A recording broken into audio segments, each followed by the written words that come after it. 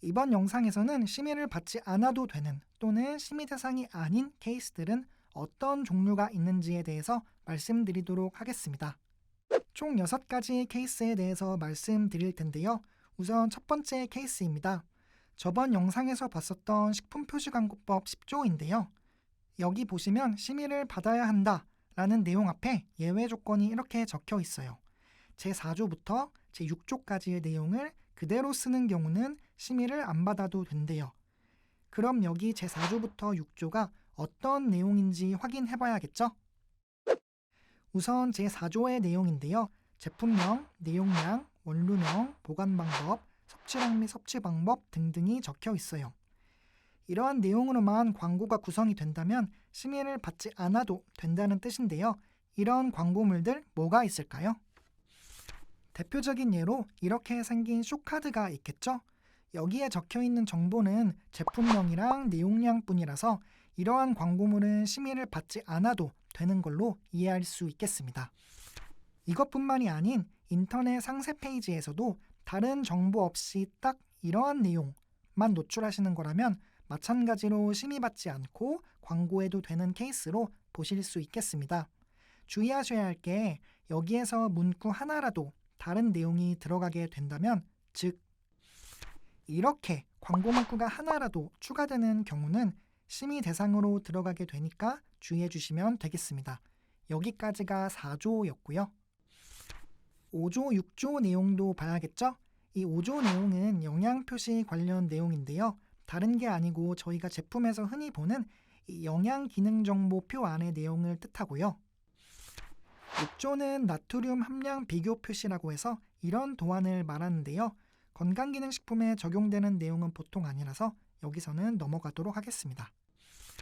그래서 4조와 5조 내용을 종합해보면 인터넷이든 또는 다른 매체든 광고물을 여기 위의 내용으로만 그대로 광고하시는 경우에는 심의받지 않아도 된다라고 보시면 되겠습니다. 이 내용은 표시에도 당연히 동일하게 적용이 되는데요. 이런 패키지에 4조부터 6조까지의 규정만 있다면 심의받지 않아도 된다로 볼 수 있겠고요. 이렇게 광고 문구가 하나라도 추가되는 경우는 심의 대상으로 들어가게 되니까 주의해 주시면 되겠습니다. 이거는 추가로 문의하시는 분들이 계셔서 만든 내용인데요. 인터넷에서 광고하실 때 상세 페이지에 이렇게 다른 내용 없이 4조에서 6조 내용과 패키지 전개조 사진만 딱 올리실 경우 심의가 필요한지에 대해 궁금하신 분들이 계실 거예요. 이런 경우는 이 패키지 자체가 심의를 받았는지 안 받았는지만 확인하시면 됩니다. 패키지가 심의를 받은 패키지라면 이렇게 인터넷에 광고하시는 거는 괜찮다고 보셔도 되고요. 그게 아니라면 별도로 심의받고 진행하시면 됩니다.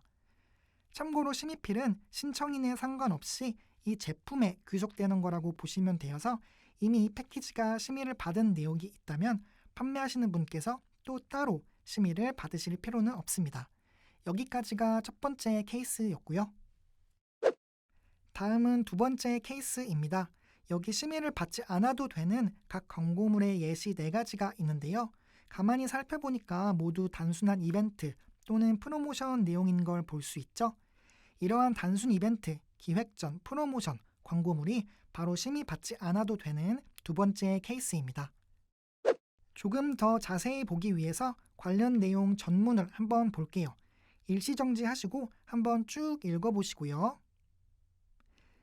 우선 이 내용은 저희 광고심의 홈페이지 알림마당 메뉴 공지사항 페이지에서 이벤트라고 검색하시면 보실 수 있고요.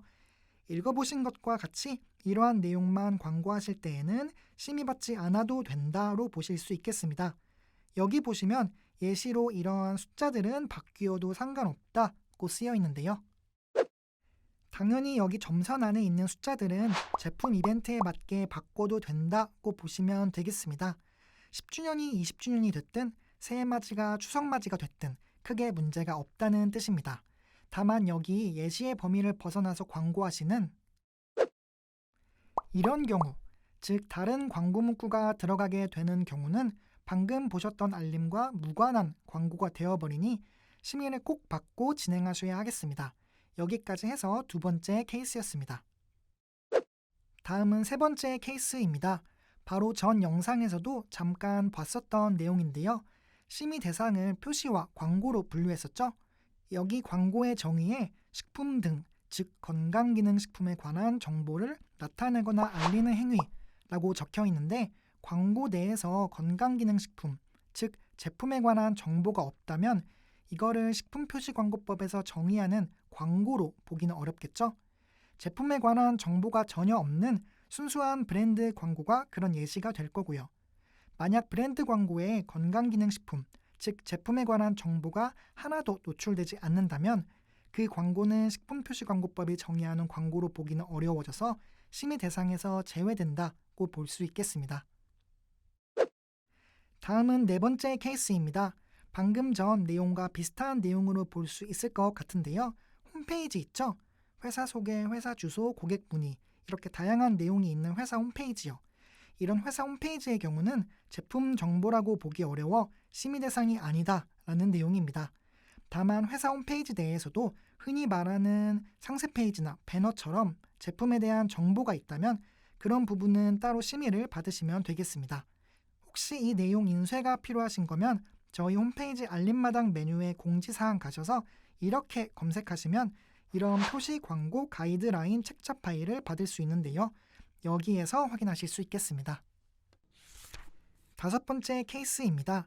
회사 내부에서 제품에 대한 내용을 교육시키기 위해 만드는 교육자료는 심의 대상이 아니라는 내용인데요. 대표적인 예로 영업사원에게 제공되는 회사 내부 자료가 될 것 같습니다. 하지만 이 교육자료가 밖으로 나가서 소비자들에게 노출이 된다면 그거는 심의 대상이 되니까 주의하셔야 하겠습니다. 마지막 케이스입니다. 일반 식품 등 건강기능식품이 아닌 식품 등은 당연히 저희 협회 심의 대상이 아니라는 이야기입니다. 다만 그런 식품들의 광고가 건강기능식품 광고와 함께 구성될 경우 서로 혼동되지 않도록 명확하게 구분을 하고 건강기능식품이 아니라는 내용도 함께 명시해서 광고하셔야 하겠습니다. 이렇게 해서 이번 영상에서는 심의받지 않아도 되는 케이스에 대해서 알아봤습니다. 소개해드린 것 말고도 다른 케이스들이 있을 수 있으니 보다 더 자세한 점은 전화로 문의해 주시면 좋을 것 같습니다.